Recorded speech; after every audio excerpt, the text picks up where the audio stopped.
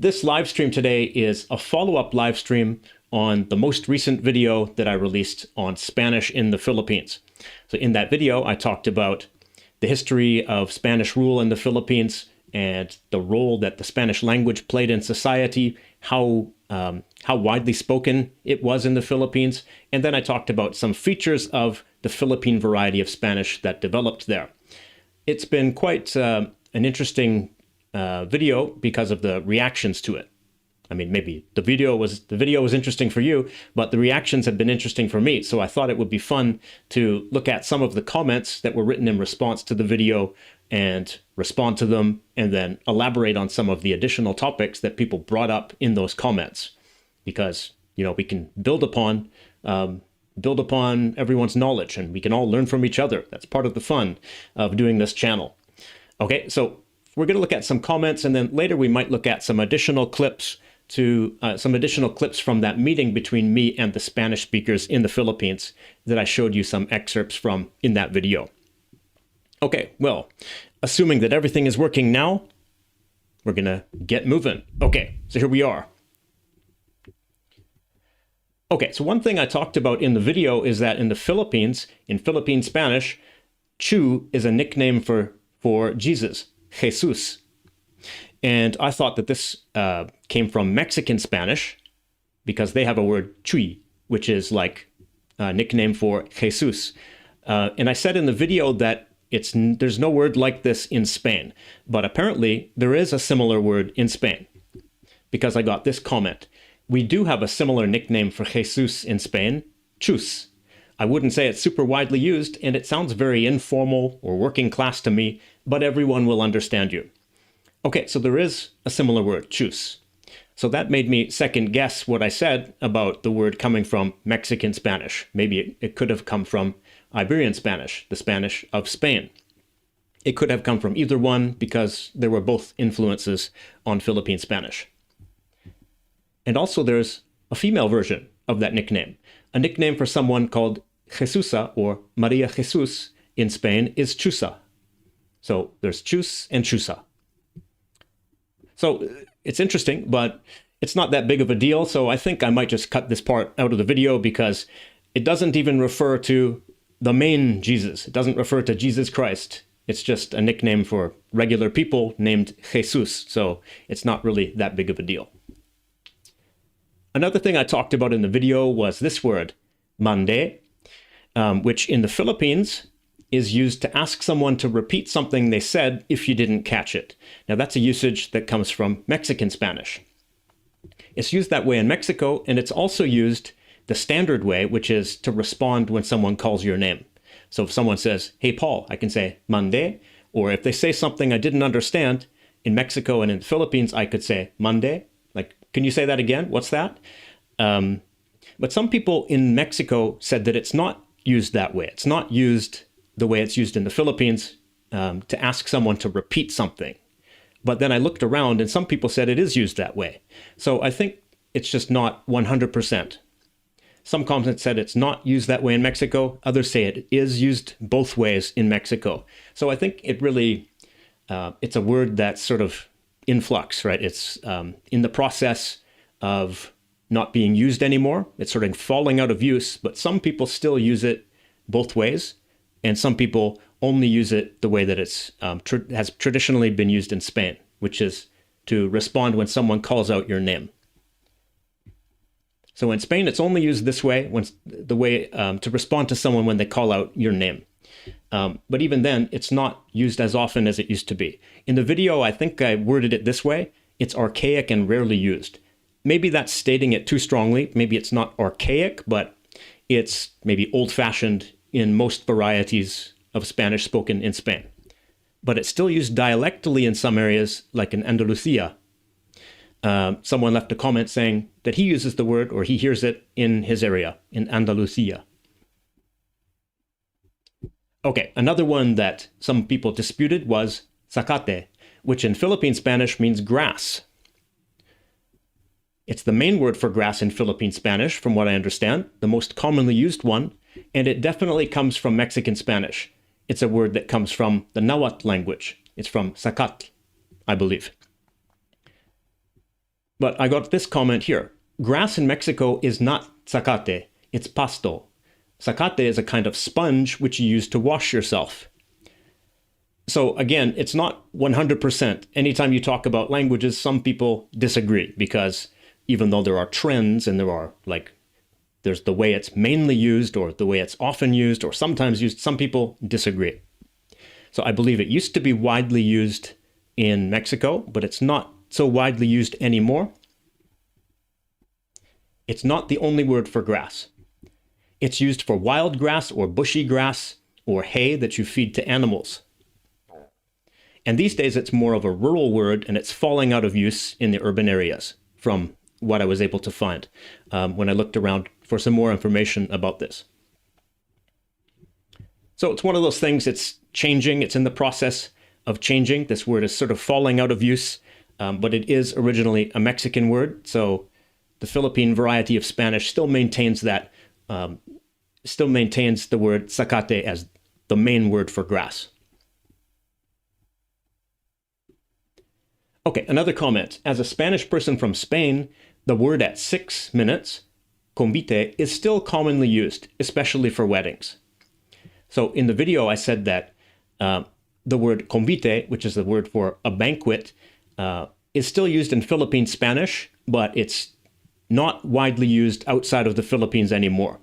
But somebody disagreed with that and said it's still used in Spain. So I looked into it a little more, and here's what I found. Convite versus banquete. So in the RAE's corpus of 21st century Spanish, banquete occurs at a frequency of 4.22 per million words. Convite occurs at a frequency of 0.75 per million words. So it still occurs, and you could argue that it still occurs kind of frequently, but banquete is used 5.6 times more. 5.6 times more common. So when I said it's not, banquete is the main word and convite is not really used anymore, or not really used so widely anymore, these are the numbers here. So maybe I overstated it a little bit, but you can see that banquete is much more widely used.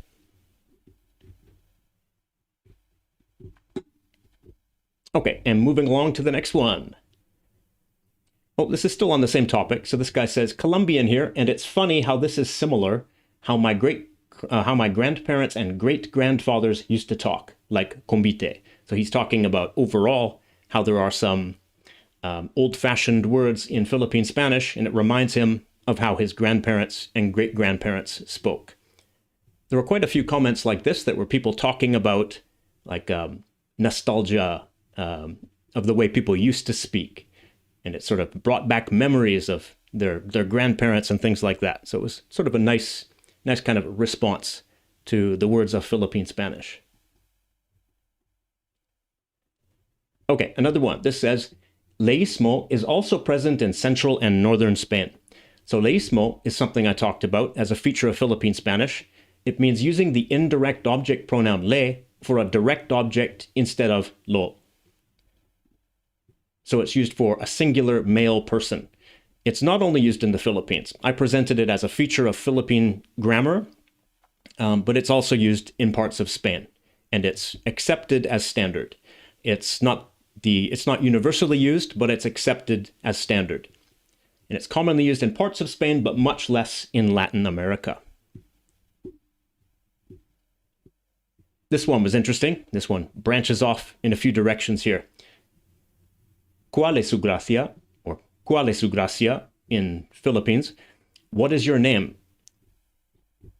So this literally means what is your grace, and was sort of historically used in polite Spanish to ask what someone's name was. I got this interesting comment. ¿Cuál es tu gracia? Or ¿cuál es tu gracia? Is common in Equatorial Guinea too. So Equatorial Guinea is this country here in West Africa, which you might not know is a Spanish-speaking country.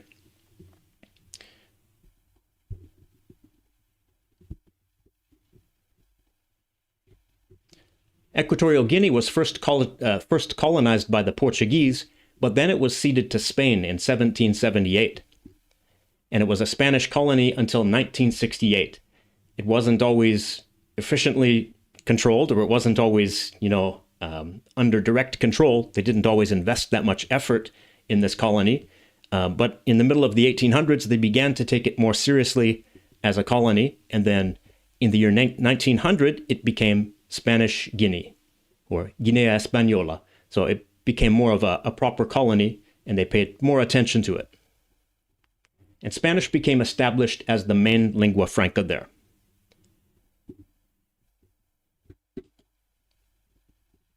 So if we think about how Spanish became so established there compared to the Philippines, I guess there would probably be two reasons. Because they became, they were under Spanish control until later, until 1968. But also when they were no longer under Spanish control, they became independent. Whereas the Philippines had a new colonial ruler, the United States, right?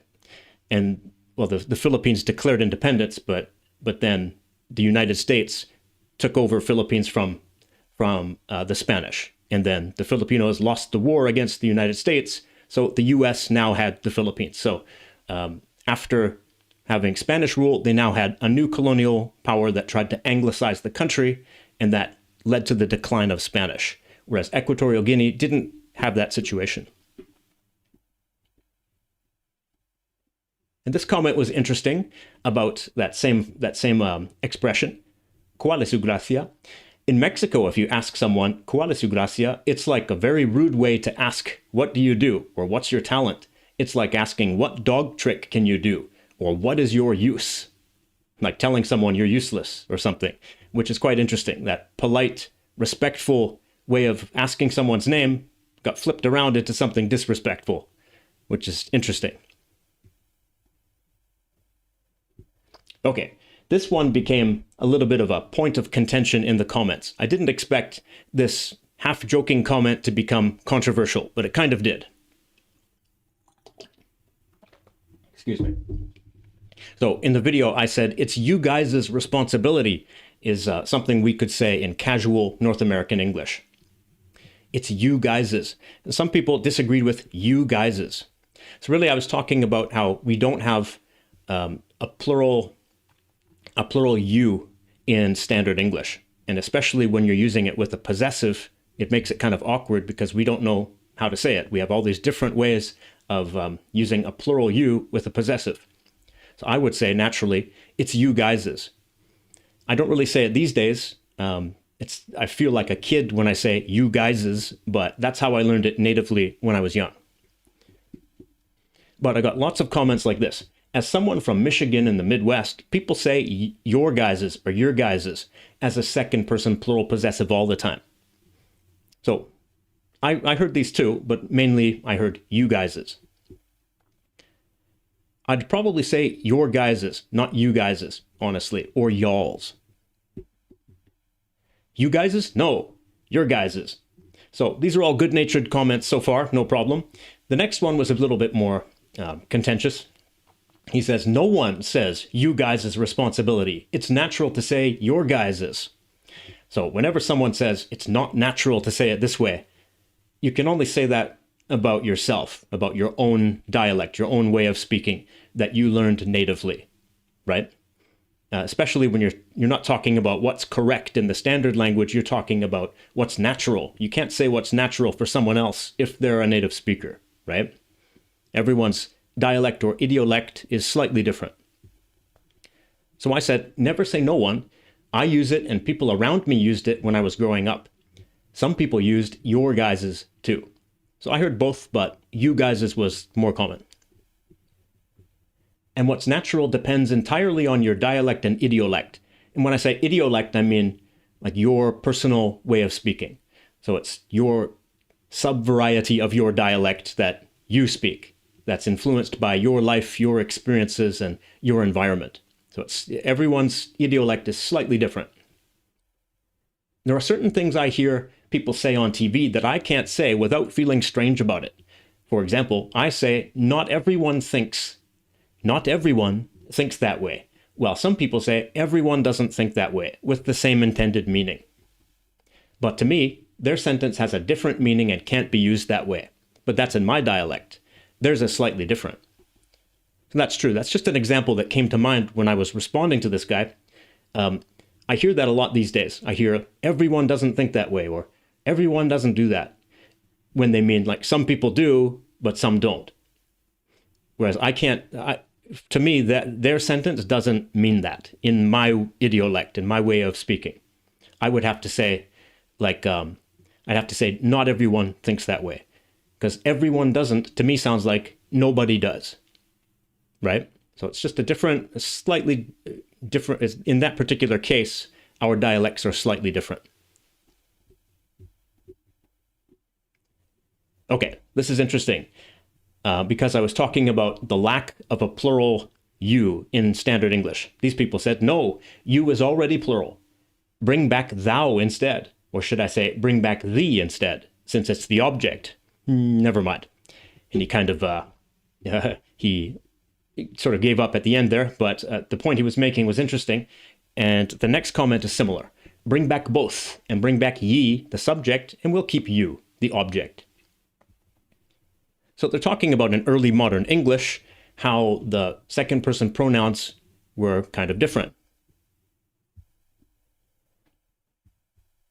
So we had the singular ones, we had the subject form thou, we had the object form thee, and we had the possessive adjective thy and the possessive pronoun thine.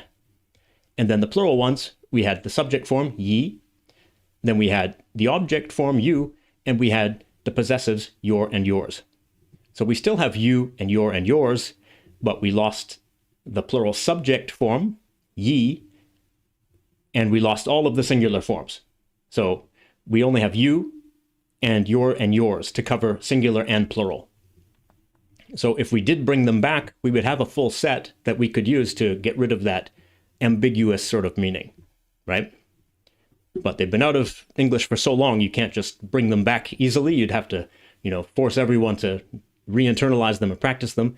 But it would be convenient to have this full set of pronouns.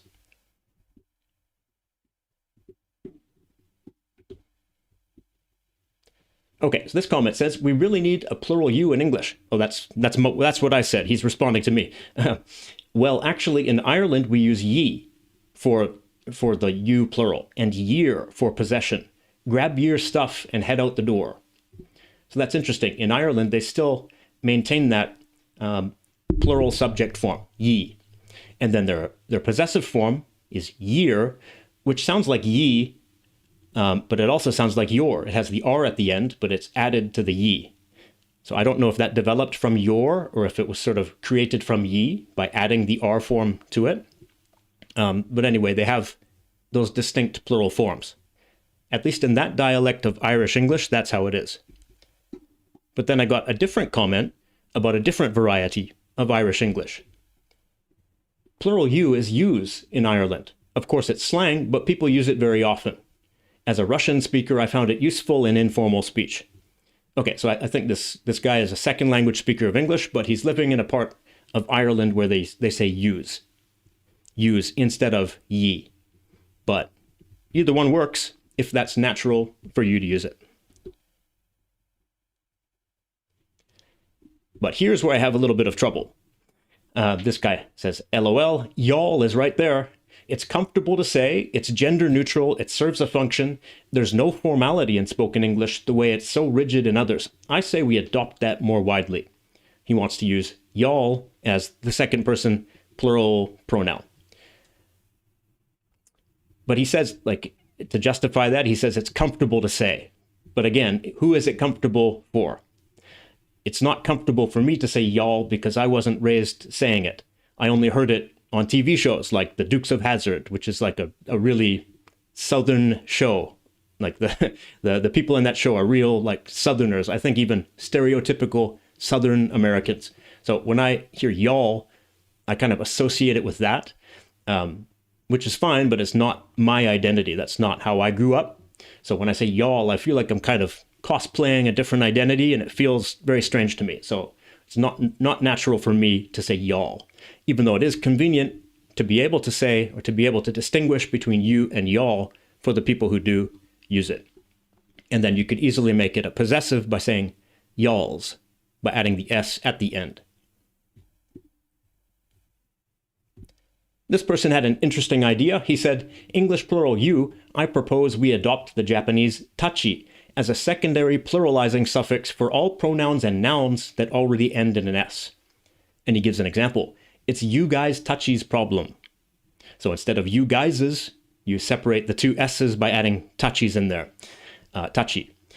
But I think the example here is a little bit off because in Japanese, tachi is the plural marker. It's not like we already have a plural marker here on guy. We have the S. So guys, tachis is like there are two plural markers. So instead of you said it's you guy tachi's problem, that could be a substitute. And then you get rid of that problem of having the two S's side by side. So guys's is kind of awkward to say. But if you have tachi in there, it replaces the first S.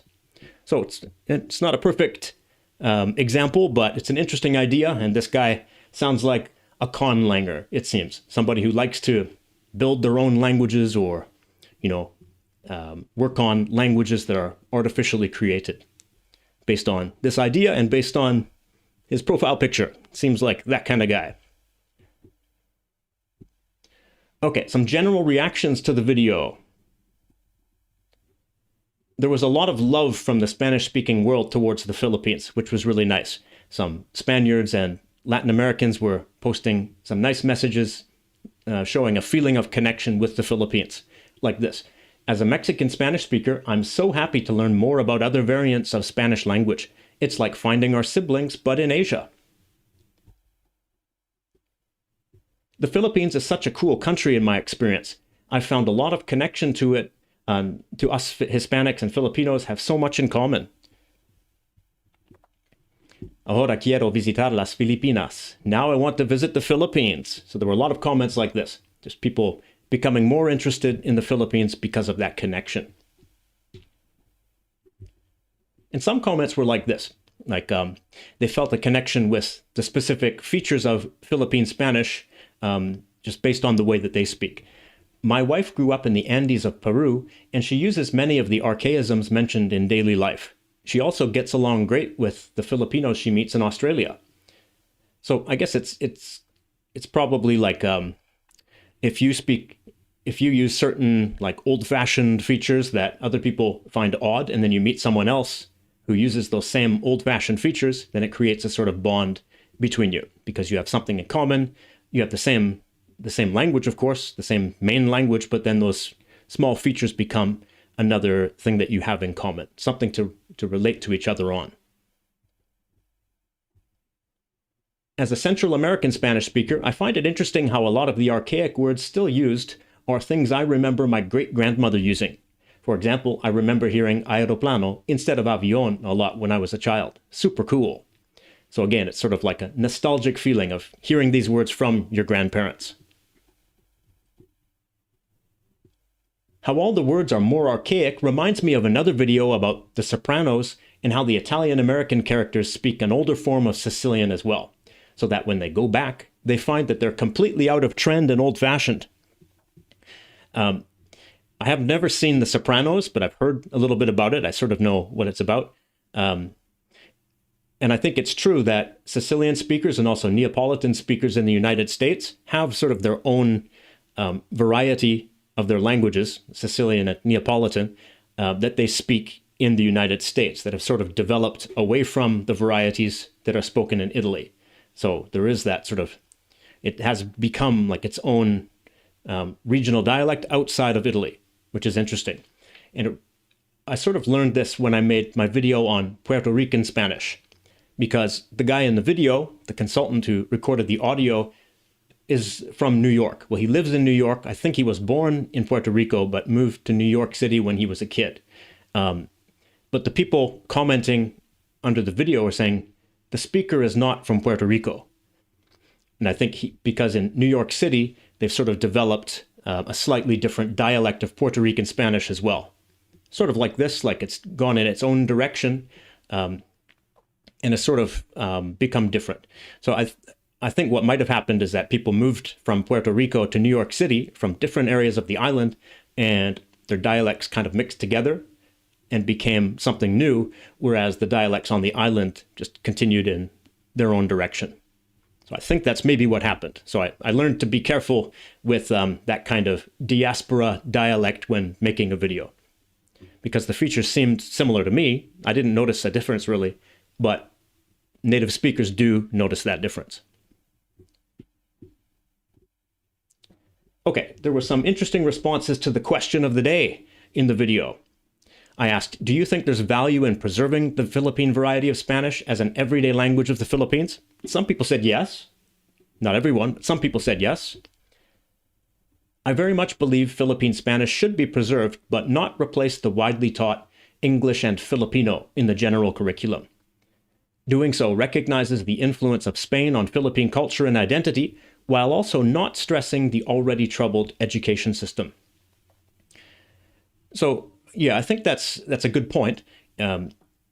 If you have 3 official languages that are all languages of instruction in school, and you're expected to become communicative and literate in all 3, that's a heavy burden. I think that's very overwhelming for students, and it's probably too much, especially when you consider that I think the majority of Filipinos don't even speak Tagalog or Filipino as their first language. They might speak Cebuano or something else. So if they have that home language plus 3 official languages that they need to learn, then that's a big burden, right? It's too much, I think. But it's interesting how this guy put Filipino in quotation marks. And when I was speaking a moment ago, I said Tagalog or Filipino, like they're 2 different things, or like they're kind of 2 words for the same thing. They're related, but they're not exactly the same. Tagalog is the basis of the official and national language Filipino. Officially, this is how they describe it. When the Philippines was becoming independent, they wanted to have an official language that was a native Austronesian language, not a colonial language. So they chose Tagalog and made that the basis of a national language, renaming it Filipino. But the idea was to redefine the language as one that absorbs influences from all the languages of the Philippines and becomes a true national language that everyone can feel as their own. So adding different vocabulary or other influences from the other languages like Bisaya. But a lot of people don't buy it. In my experience, a lot of the non-Tagalog speakers, people who speak like other languages of the Philippines, they see Filipino as Tagalog, just a repackaged form of standardized Tagalog. So that's why he says Filipino in quotation marks. And this comment describes more about that. It's complicated. Other ethno-linguistic groups feel like they're second-class citizens because they have to learn Filipino, aka Tagalog, see he equates them here, while they have their own local languages. So he's saying it's already not fair that Filipino is one of the official languages. And he says Quezon should have chosen English or Spanish as a national language while retaining the local languages. For them, it's too Imperial Manila. That means like Tagalog is the Imperial Manila language, the elite language of Manila, which is still an issue these days. And then he says something interesting in TAGLISH. He says, aware ka naman siguro sa Tagalog versus Bisaya online wars. I'll come back to that sentence in a second, but I'll focus on Quezon for a moment. So it's interesting here, like some people would prefer to have a colonial language like English or Spanish as the national language rather than Tagalog, even though Tagalog is a native language, because it feels unfair that Tagalog was made the basis of Filipino. But let's look at Quezon for a second. So this is Manuel Quezon. He was the first president of the Philippine Commonwealth. So he's considered the second president of the Philippines because at the end of Spanish rule, Philippines declared independence and their first president was a different person. But then the Americans took over and they lost control of the Philippines. So this guy is the first president of the Philippine Commonwealth, which is like it's the autonomous country under the control of the United States at the top. So they were starting to give control back to the Filipinos during this time. They were giving them autonomy first and later independence. So Quezon was the first president of the Philippine Commonwealth, which was the independence, the autonomous period. And he's considered the father of the national language, or ama ng wikang pambansa, because he instituted Tagalog as the basis for a national language, Filipino.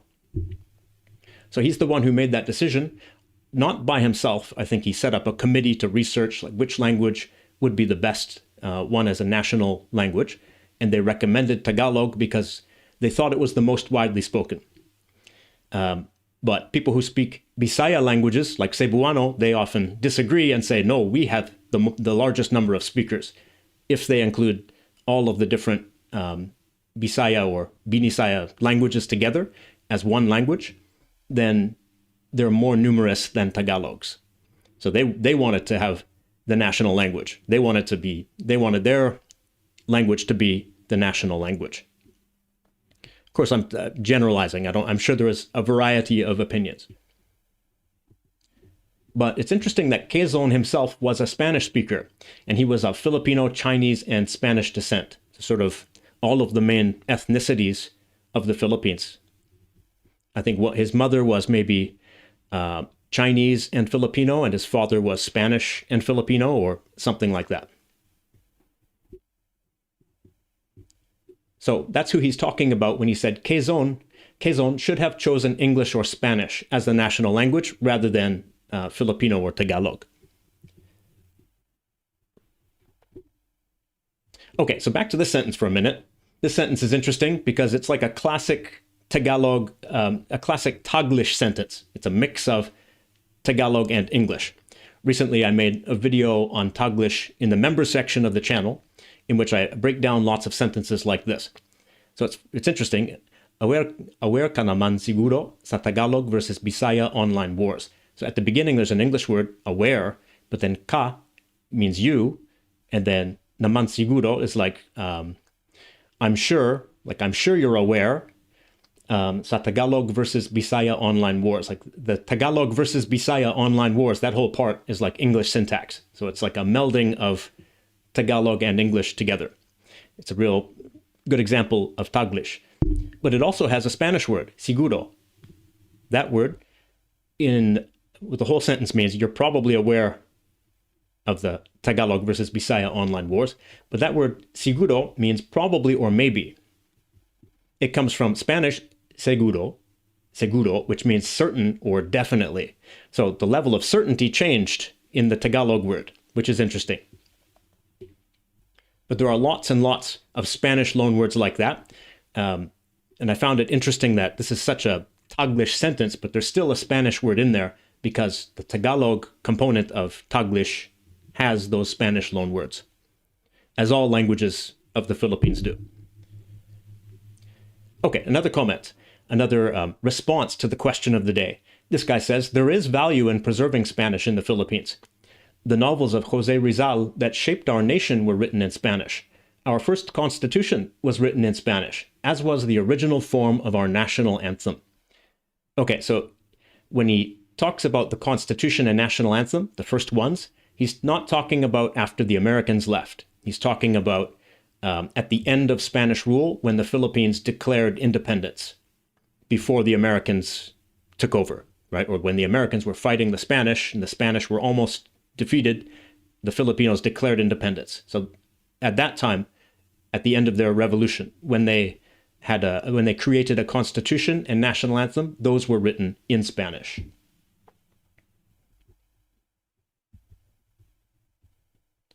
So that time in history was called the First Philippine Republic, when they declared when the Filipinos declared independence from the Spanish when they were almost defeated in the Spanish-American War. It was declared in 1898, and Spain was basically defeated, but then the USA made an agreement to buy the Philippines from Spain.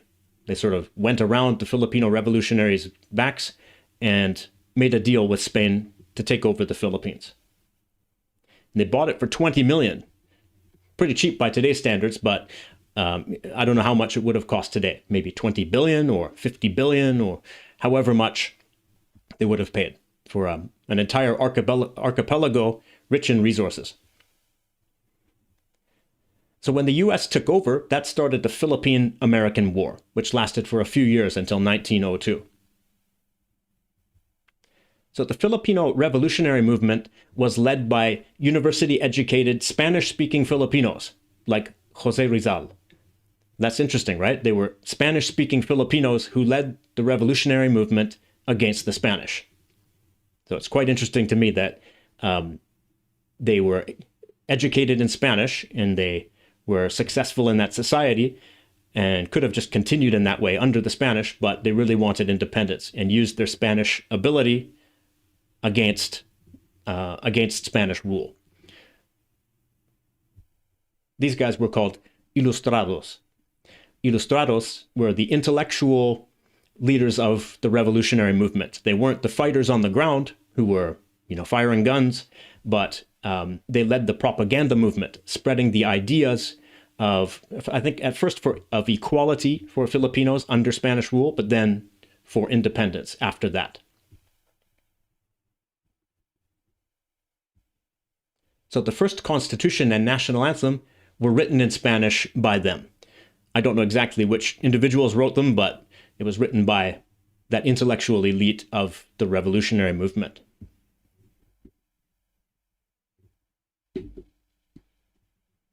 Okay, so another response to that question of the day.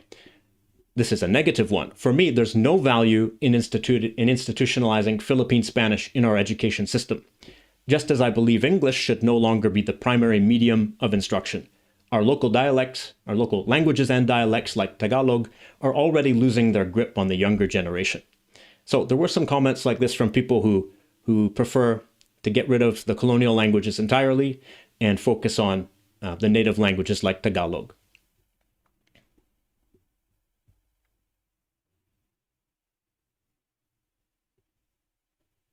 Okay, and another similar comment. Sorry, I was confused because I thought this was part of the earlier comment. Even if we entertain the idea of using it as an interethno-linguistic lingua franca, Tagalog already fills that role, and failing that, English. Still, I do hope that Philippine Spanish speakers continue to find their place in the archipelago's community and that the variety can make a resurgence. Okay, so this is a sort of balanced opinion. Tagalog and English are enough already. That's enough for to serve the purpose of a lingua franca, or two lingua francas. I forget what the plural is of that. But he still wants Philippine Spanish to continue on as one of the languages of the archipelago, which I think is reasonable and realistic. Okay, this comment says, so informative and interesting. Thanks a lot.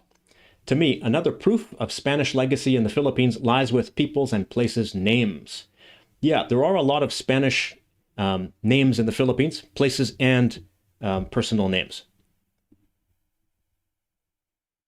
So if we just look at Metro Manila, there are a whole bunch of Spanish place names there. We have Valenzuela. We have Valenzuela, which means Little Valencia. There's San Juan, which is St. John. There's Las Piñas, which seems to mean the pineapples, but some people say it comes from Las Peñas, meaning the rocks or the boulders. So it could be the pineapples because there's a port there and that they delivered pineapples to the port, or it could mean the rocks or boulders because there's a quarry there where they mined stones to use in building cathedrals and that sort of thing.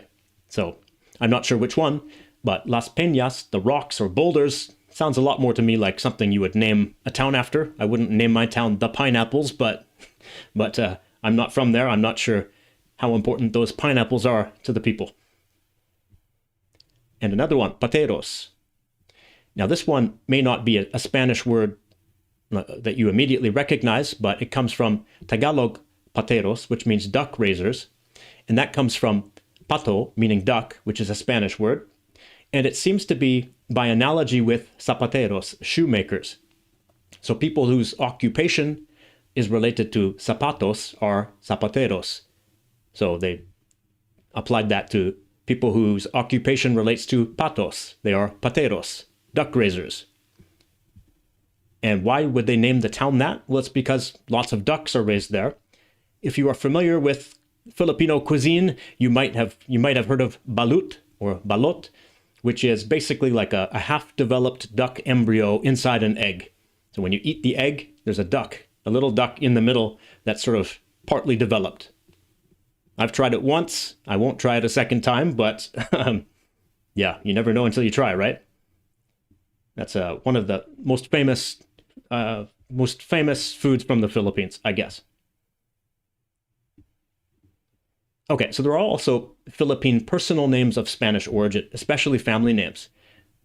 There are people or names like Maria Santos, Jose Mendoza, or in recent years, more like with some American influence, Kevin Garcia, Jason Fernandez, etc. So why do they typically have Spanish-sounding last names? Well, in 1849, there was a decree, the Claveria decree, that mandated that they had to adopt Spanish names or Hispanicized indigenous names from a list of approved names. And I think the reason for that was to make administration easier. I think until that point, people had different ways of naming themselves. For example, there were probably paternal names, like I am Paul, son of Arthur, things like that. But if everyone had a different way of naming themselves, then it would be harder to administer. It would be harder to find people when you need to collect taxes and that sort of thing. Those names, Spanish names, from what I understand, are less common in certain areas. So if we look at this map here, you see the pink areas, which are areas that were under Spanish control. It's actually an ethnographic map. It's not a map of political control, but they do seem to line up quite nicely. So the areas in pink, it's on the map, if you look closely, it says Hispanic Filipinos. I don't think that means they all spoke Spanish, but it means they were under Spanish rule. They were familiar with the Spanish. They were Christianized. They probably went to a Catholic church, that sort of thing. So in those areas, the people adopted Spanish names more fully. In the yellow areas, which were more under indigenous control and not Christian, or had just become Christian through conversion, they were less likely to have Spanish-sounding names. And the green areas were under Muslim control or Moro control. And as I understand it, Spanish-sounding names are less common in those areas as well, down south in Mindanao. So now with migration and stuff, with internal migration, I'm sure it's not that simple. I'm sure there are lots of Spanish names in Muslim areas of Mindanao as well, because people move around the country. But there was that difference. It wasn't complete. So I found this map kind of interesting because I had assumed when people say the Philippines were under Spanish control, I just imagined the entire archipelago was under their control, but there were areas where people resisted for a long time and didn't really fully come under Spanish control, especially if you look down at Mindanao, which is almost all yellow and green.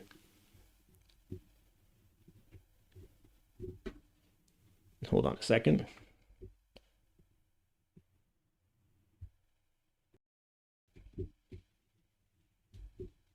Okay, and we're back. Okay.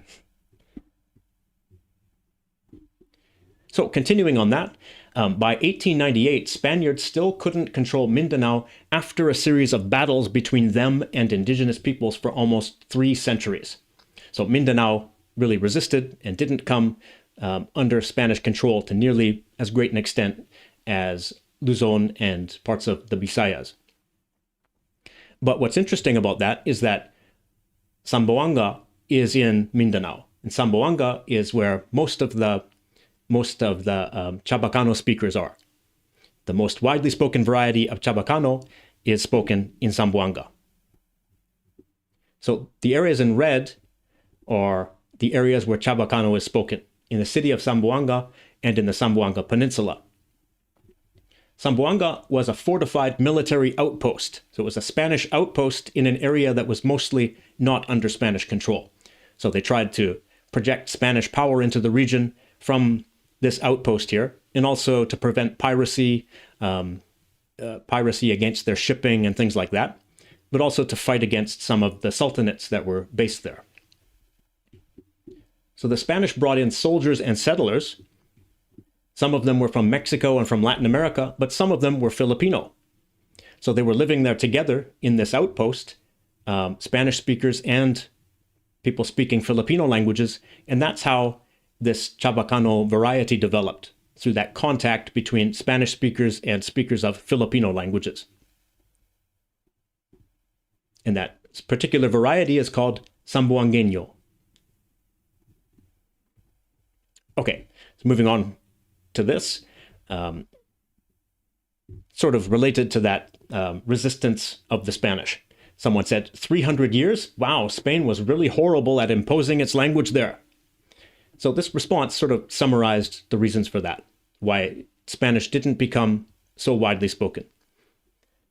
For much of those 300 years, 330 years to be exact, the Spanish state was essentially quite hands-off in its approach to colonialism. Until the mid-19th century, much of the governance was left to the pre-colonial nobility and their descendants that became loyal to Spain, as well as the Catholic Church.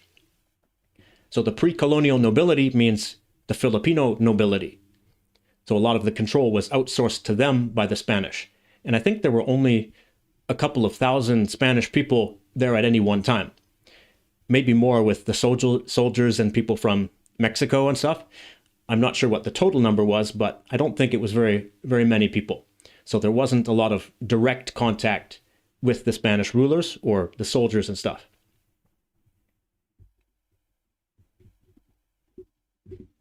Okay, and this page is intentional. This means that I'm at the end of my slides, so I'm going to go back here for a minute. So the responses have been quite interesting to this video. That's why I wanted to get into some of those details and elaborate on some of the interesting topics that people brought up in their comments. Okay, I'm going to have a look at your comments too in a second. Now, another one of the technical difficulties I'm having today is that I can't highlight comments and put them on the screen, which I could last time I live streamed, but that software seems to have gone out of business, I guess. So now I'm just having a look at your comments live on the screen, and I might respond to a few of them before I take a little water break.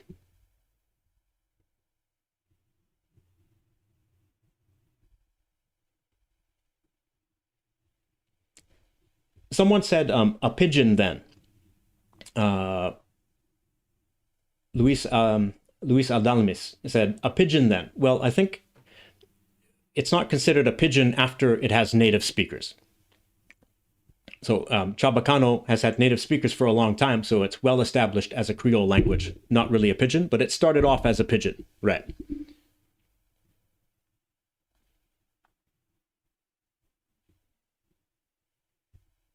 And someone said, just don't, 2378 said, Caviteño Chavacano is nearly extinct. Yeah, I remember that from when I made a video on Chavacano a few years ago, that it was really hard to find speakers from Cavite. I don't remember where the speaker was from in the video, actually. I haven't looked at it in a long time, but he's probably from Zamboanga because there are just so many more speakers there. I know you guys have been talking in the chat for a long time while I was focused on the presentation. So when I look at your comments, I'm probably understanding them out of context. Sorry about that. But I like to focus on the presentation when I'm streaming, because when you're live streaming, there are a lot of different distractions. And if you get distracted, you can't deliver your presentation. So I try to ignore the comments completely until the main presentation is done, and then I can jump in and sort of hang out.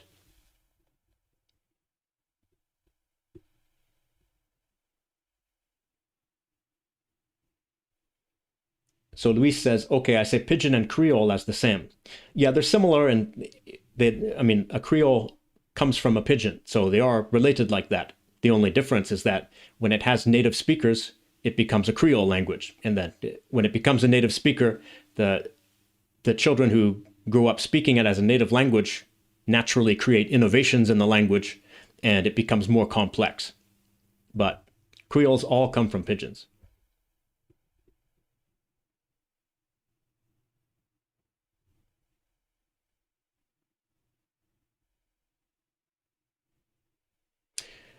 Okay, Sphinx Gaming World 9942 says one of the reasons that Spanish didn't become widespread is because the priests learned the indigenous languages rather than teaching them Spanish, kind of how the Dutch ruled Indonesia. Right, that's something I learned in researching the video about Spanish in the Philippines, and also the members' video about Spanish influence on the languages of the Philippines. I know that the clergy taught in the local languages. They learned them well enough to speak them, and they actually taught literacy in the local languages. They taught the local people how to write their languages. And some words from Spanish filtered in because it felt more natural to use words that they already had for certain things, like for religious concepts. They would just use the Spanish word. So some Spanish words filtered in. And that's part of the reason why today you have all these loan words in the Filipino languages, or languages of the Philippines, but people didn't become fluent in Spanish for the most part. But that was starting to change after 1863 when the universal school system, when a universal primary education was established, and Spanish was officially the language of instruction, even though it probably didn't fully become the language of instruction. It meant the teachers tried to speak in Spanish as much as they could, which helped people to learn more Spanish. So if that had continued, it probably would have helped people become fluent in Spanish over generations. If they had a couple more generations to go without the Americans there anglicizing the country.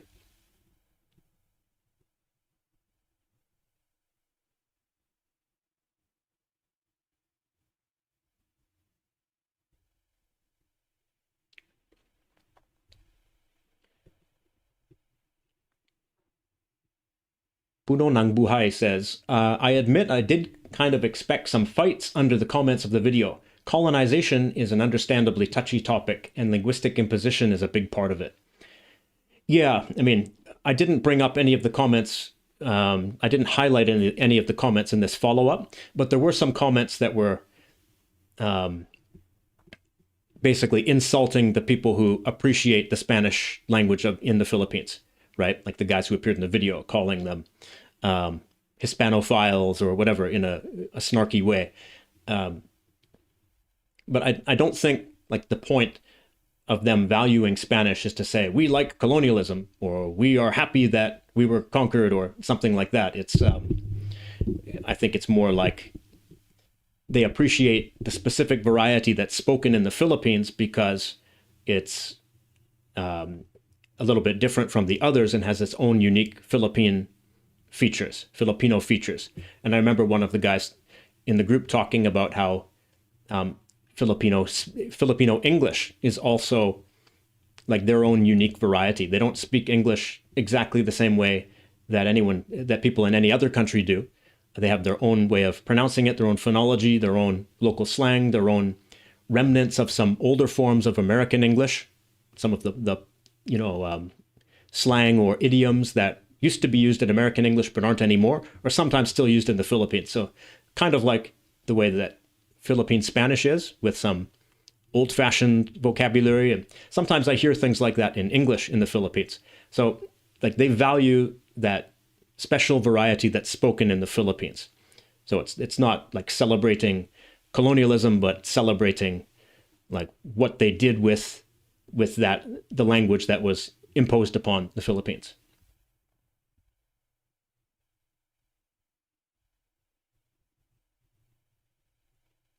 But also it seems like another way you could think about it is that they feel a sense of kinship with the other Spanish-speaking countries that were colonies of Spain, right? Colonies. I know when I say they were colonies, some people will argue and say Spain had no colonies. They weren't colonies. They were called something else. They were called viceroyalties, not colonies. But anyway, they established them through a process of colonialism. So whether it's called a colony or not, it's like a colony, right? So people in the Philippines might feel a sense of kinship with those other countries that were colonized by Spain. And the language is sort of something they have in common with them. In every country, they developed their own variety, and Philippines did too, so that's something they have in common. We all share the fact that we developed our own variety of Spanish, something like that. So being able to talk to people in those countries they feel that sense of kinship with might be a reason to maintain Spanish ability in the Philippines, right?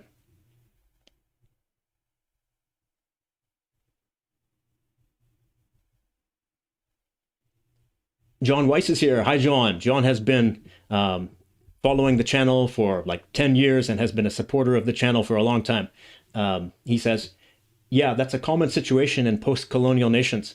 There wasn't a common language before colonization, so the colonizer's language becomes the only one everyone can agree on. Right, so like I was saying earlier about how some people would prefer Spanish or English over Tagalog, even though Tagalog is a native language of the Philippines. It's because they felt like it's unfair that the Tagalog's language is being chosen over theirs. It's like the language of the elite. Oh, of course you're going to choose that one. You chose Tagalog, of course. They're the elite. Why didn't you? That's why you chose it, right? They feel cynical that the most elite, or the language of the elite people was chosen as the national language. So they would have preferred just to keep Spanish or English instead. Pretty common. Like one place where they seem to have implemented a national language in a smoother way as Indonesia, because rather than doing the obvious thing and choosing like Javanese, which is sort of it's kind of like choosing Tagalog, right? Choosing the most widely spoken language. That would have sparked a lot of backlash, I think, in Indonesia. People would have thought, that's not fair. Now it's like a Javanese-dominated country. So instead they chose Malay, which was spoken by, I think, 3 to 5% of the population. It was a small minority language, but it had also been spoken as the lingua franca throughout the archipelago. So they thought, okay, historically it has that status as a lingua franca. That's a good one, but it's also not like the language of one of the major ethnic groups that will start this kind of competition, right? So most people accepted it, and now I think people are happier with Bahasa Indonesia as their national language than a lot of people are about Tagalog in the Philippines.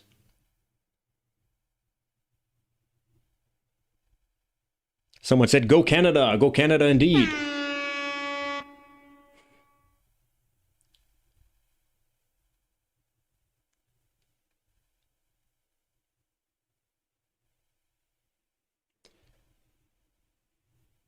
Sphinx Gaming says, there's also a language war in India against what non-Hindi speakers call an imposition of Hindi as a national language.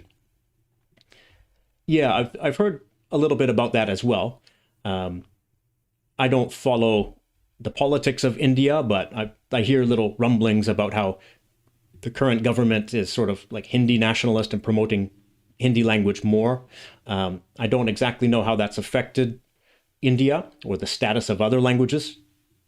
But I know that some people don't like that and feel that their languages are being sidelined. James says, hi from Greece, Mr. Paul. Hi back to you. Thank you for coming, James.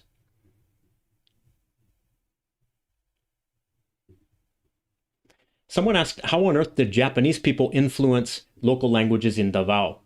I think maybe you're talking about what they call bamboo Spanish, which I think is like a Creole language spoken there with maybe some Japanese influence. I don't know that much about that. I'm going to have to look into that, but that's something I heard a little bit about while researching the video on Spanish in the Philippines. Okay, you know what, guys? My voice is almost dead. I'm going to go have a water break, and I'm going to come back in a few minutes. And if you're still here, I'm sure a few of you will still be here. I'll talk for a little bit longer, and we might watch a few excerpts of that meeting between me and the Spanish speakers in the Philippines. A few that I didn't show in the main video. Oh, someone asked, you're Canadian, Paul? It's so early in the morning. Well, I'm based in Asia, so it's actually after midnight here, which is part of the reason why I'm tired and my voice is failing. But it's going to come back after a little drink of water and a little rest. But I'll be back in a few minutes. All right, see you soon.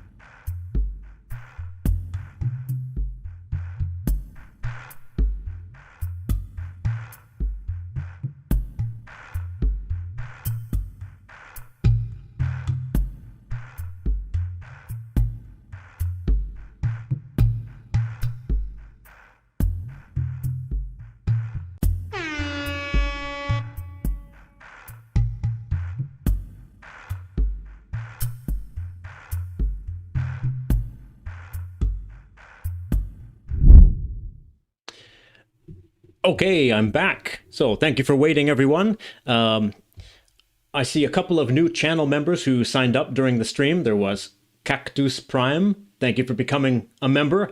And also Ziff Q7Y. I don't know how to pronounce that, but you are now a member of the channel. So you can see the bonus content that I produce and release exclusively for you. So thank you for joining. I hope you enjoy the bonus content, or I should say exclusive content, because that sounds cooler than bonus. All right, so let me have a look back at the chat. Let me see if anything is going on. But if not, then, well, I'm sure something's going on, but I'll look at a few more comments and then we'll look at some excerpts of that video that I showed you some parts of before in the main video. Komeiji0401 says, will the stream still be up after this? Yes, I plan to leave this one up because I did an actual presentation with some valuable material. We're not just playing games or whatever, so it will be up.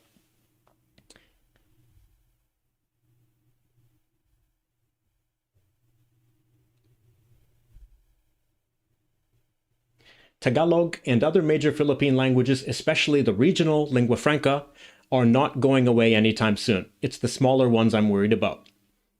Yeah, that's one of the interesting things about the Philippines and the linguistic situation there, is that there are regional lingua francas.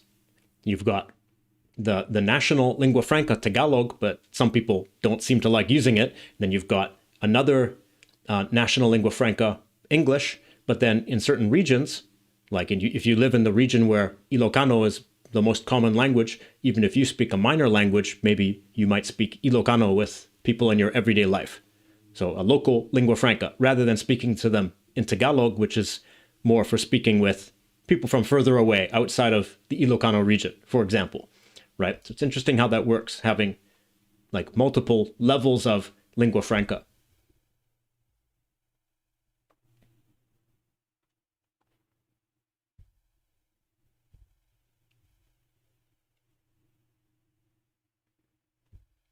I'm sort of scrolling back through the comments, trying to find ones that I can respond to off the cuff easily.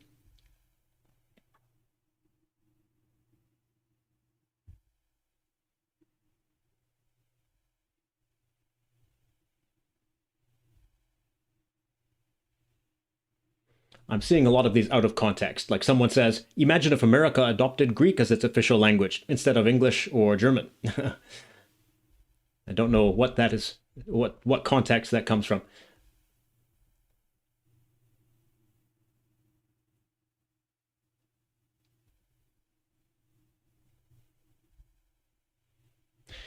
Someone said, I think one of the factors that led to the decline of Philippine Spanish is that not many Filipinos are aware of the dialect, so their only knowledge of Spanish are other varieties. Yeah, that's something the guys mentioned in my meeting with them. They talked about how most Filipinos who learn Spanish as a second language just learn like standard Spanish. Standard meaning like the Spanish of Spain, or like the most general type of Latin American Spanish. They don't really even know that there was a Filipino variety of the language, and that there still is to some extent. Another comment, someone mentioned this in the comments, but I didn't really include it in the video. I didn't have a chance to look into it enough yet. Someone said Philippine Spanish also died off since Japan literally killed half of the Spanish speakers of Manila during World War II. I haven't had a chance to read about that yet, but if you think about how concentrated the Spanish speakers were in Manila, the fluent Spanish speakers, then you know how and you remember how badly Manila was bombarded, then yes, it does make sense that that a lot of the Spanish speakers were killed, and that was probably a big factor in the decline of Spanish. And I don't know the details of what happened during the occupation, so I won't speculate about it, but even after the bombardment and the occupation, maybe a lot of things happened. Okay, so I'm going to look at, so I'm going to show you some more excerpts of that video that you saw in the main video, but I'll just show you some different parts, and I'm going to put on my headphones and listen so I know what they're saying, so I can comment on it as we go.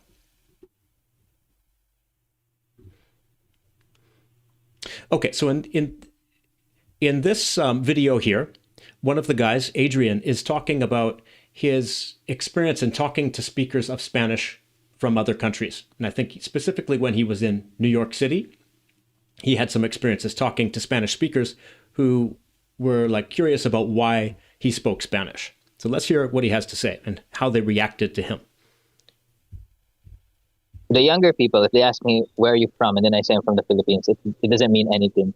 But older Latinos, when I say I'm from the Philippines, after they ask me, why do you speak Spanish? Where are you from? And I say I'm from the Philippines, they're going to say, okay, that makes sense. So I think maybe the older Latinos, Latin Americans, they might, or Hispanics, whatever the proper term is, they might have been able to meet older Filipinos who also speak Spanish, because I noticed this reaction doesn't come from Hispanics who are my age, but older, like 60s and older.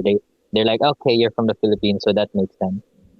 So yeah, that's been my experience with foreign Spanish speakers, and I tend to use just my own accent. I don't. Let me pause for a minute and just talk about what he said a second ago. He was talking about the reaction of older people to his use of Spanish, and when he said he's from the Philippines, they're like, "Oh, that makes sense," whereas younger people were not really, they didn't connect the dots.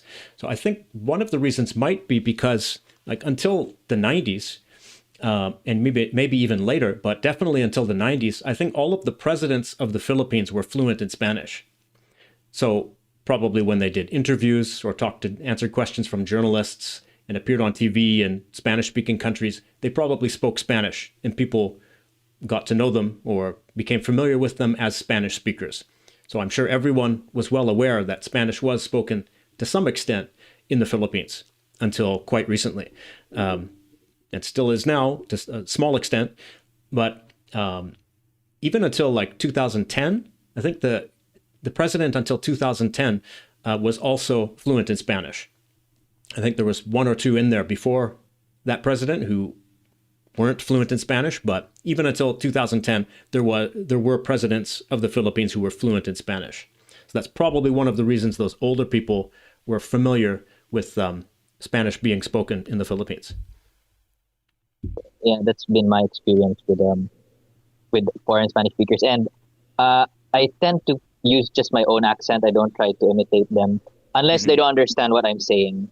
So sometimes when I'm talking to a Spaniard, I'm gonna use distinción. When I'm talking to somebody from Hispano-America, I'm gonna use seseo. So I sort of, I kind of adjust, but I always keep the sound of double L.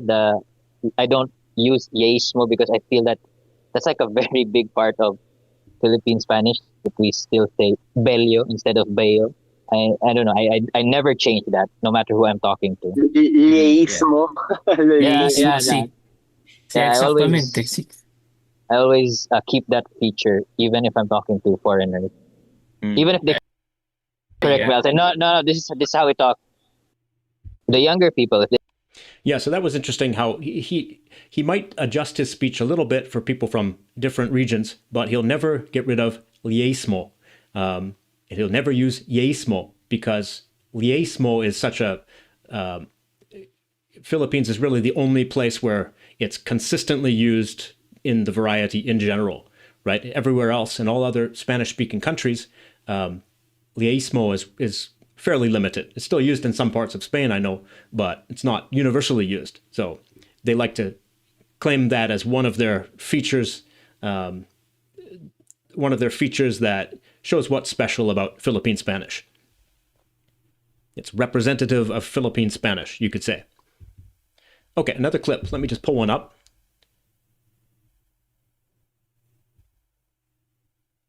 Okay, so this is another clip about people responding to the Philippine variety of Spanish. And it's kind of funny if you pay attention to the details of what he says. He talks a bit quickly, but if you catch it, it's kind of funny. I had one case. I was in a call. It was like, I said, hola a todos vosotros, ¿cómo estáis? Because we use vosotros, like in Castilian Spanish and Philippine Spanish. They're like, eres de España, you're from Spain. I said, no, soy Filipino nomás. I said, nomás is Mexican. So I was like, nomás, it's not solo, it's nomás. Like, I said, no, I'm Filipino. I said Filipino. Exactly. I just, whatever my grandparents taught me, whatever I've learned, I just stick with that. I don't have to change. I don't see Yes. Yeah, so it's kind of funny how some of the things that stood out to people were vosotros, but then also no más. So one is a feature that's used in Spain, one is a feature that's used in Mexico. So the people were kind of confused, like, where are you from? You're speaking like a Spaniard. Oh no, you're speaking like a Mexican. But he's insisting, no, I'm Filipino. That's why. And if people don't know that Spanish, has a history in the Philippines, they might be surprised by that mix of different varieties, or the seeming mix of different varieties. Really, it's just the Filipino variety, but it seems to them like he's mixing like Iberian Spanish and Mexican Spanish. But he says there's no reason to change. He likes to speak the way he speaks in his variety. reason to change. So yeah, some Latin Americans and Spaniards say, at least from my experience, person, it's like, oh, you're like a walking relic. I had a friend that said that you're like a vestige living in the present, came from the past. Why? Yes, Because exactly. it's so archaic. It's about so archaic. I'm just if we say this in Tagalog, we can say this in Spanish. What's the difference? But it's like you don't have Yes, to go exactly. far. I had Okay, so the ending there was interesting. He's saying, like his friend said, oh, it's so archaic. And he's saying, yeah, but why should I change it? We say this in Tagalog, so I can say it in Spanish, right? So that made me think, like, why are those like old-fashioned, quote unquote, old-fashioned features still used in Philippine Spanish? Why don't they fall out of use? Well, because some of them are absorbed into the other languages of the Philippines, like Tagalog and Cebuano, etc. So if they still use that word in their local languages, then it's easy to use it in Spanish as well, right? There's no resistance to using it in Spanish if they use it in their local languages too. So if it's solidified in all of the languages around them that they use, then there's no reason it would disappear from their Spanish speech as well. Okay, let me look at one more video here. Again, technical things are happening. I can't hear the videos, so I'm just reading the subtitles, but it seems like you guys can hear them because nobody's saying no audio. Okay, this one I'm going to play.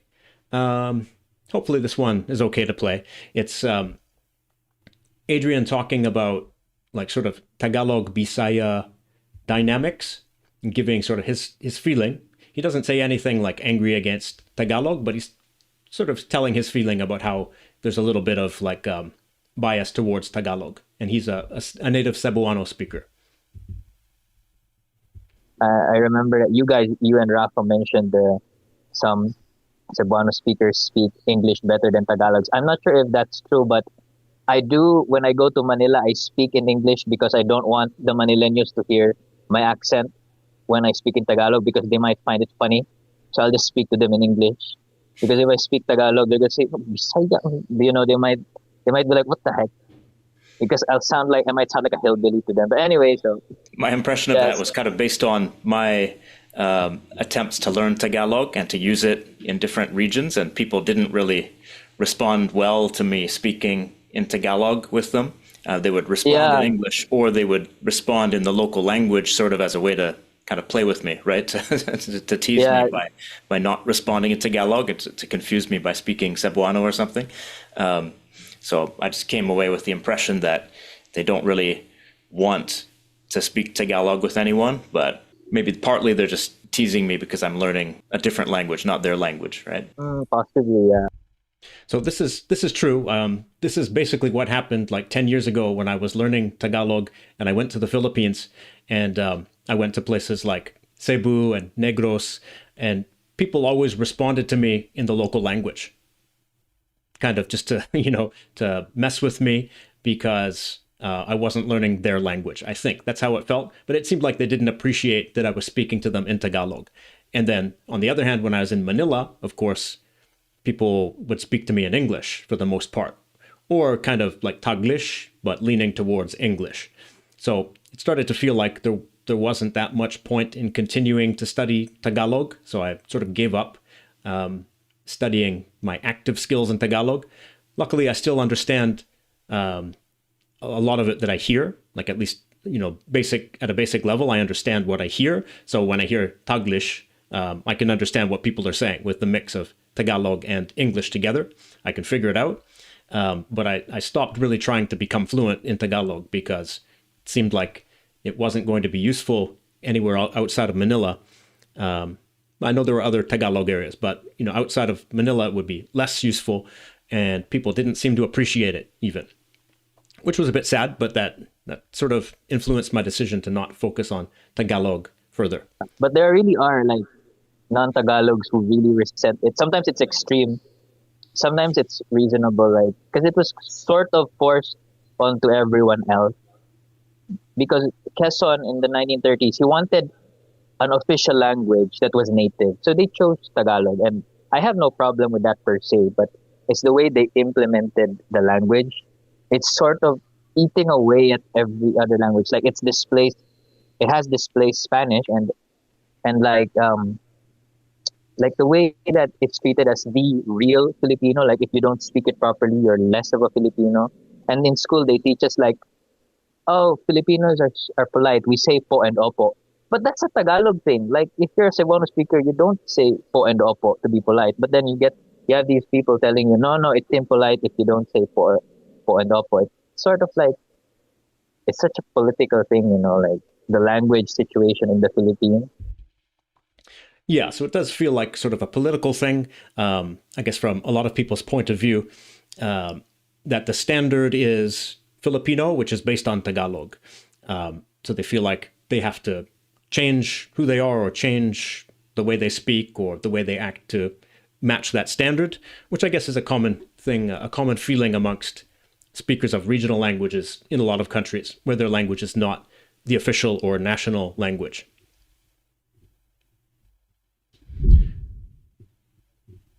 Okay, I think it's getting quite late here. I'm going to call it quits pretty soon after I look at a couple more comments with you guys. So I'm just letting you know in advance that I'm going to be ending the stream fairly soon. Someone says, this is great. When we talk together, there's progress. No more yelling and killing. Exactly. That's right. When I started this channel, like one of the way I thought about it was like, everyone is talking about languages together. Languages are something that unites everyone. Like we don't have to focus on politics. We don't have to focus on things that are divisive. Language is like a human thing that connects everyone. So it was a little bit surprising when people started to argue and fight in the comments, and a little bit demoralizing. But I always try to, stay clear of the kind of arguments and disputes and just focus on what unites people and the things we have in common, which is language as a part of being human, right?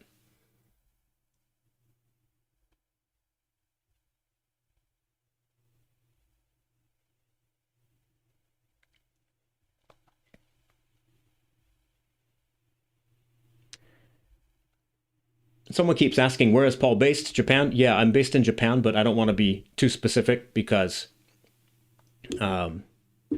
being on social media is nuts.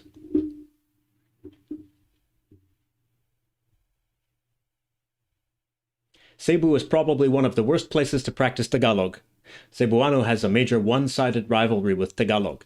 Right, because, yeah, it's basically, from what I understand, it's Tagalog versus Binisaya. Right, Binisaya, the Bisaya languages, and Cebuano is sort of the most widely spoken Binisaya language. So sometimes people call all of them Cebuano, it seems. So I think that Bisaya versus Tagalog rivalry is a big one. But it was worse on Negros. On Negros, like, for some reason, like everywhere I went in the Philippines, people were pretty friendly. But on the island of Negros, they weren't that friendly. I don't know why, but not mean, but just like indifferent. Everywhere else I went in the Philippines, people were quite nice and talking to me and responsive to me. But in Negros, they're just kind of indifferent. So I didn't really focus on talking to people too much. I just rented a motorbike and cruised around and looked at the scenery.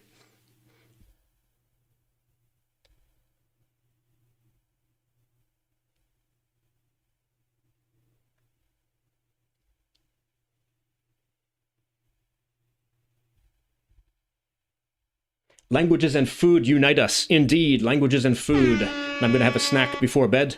I think it's about time I get going, so thank you everyone for joining me. I appreciate you, and I'm glad that you were here. This was my first live in over a year, probably a year and a half. I'm going to do them more often. It's part of my content plan coming up. When I release a new feature video, I plan to do a follow-up like this to elaborate on some things in the video and just add some additional subtopics. This is fun. I like live streaming, and I want to get better at this and handle the technical side better next time. So thank you, everyone. I'm glad that you were here. So have a nice night. See you again soon in the next live stream, and I'll see you in the comment section as well. Thank you very much, and have a nice day.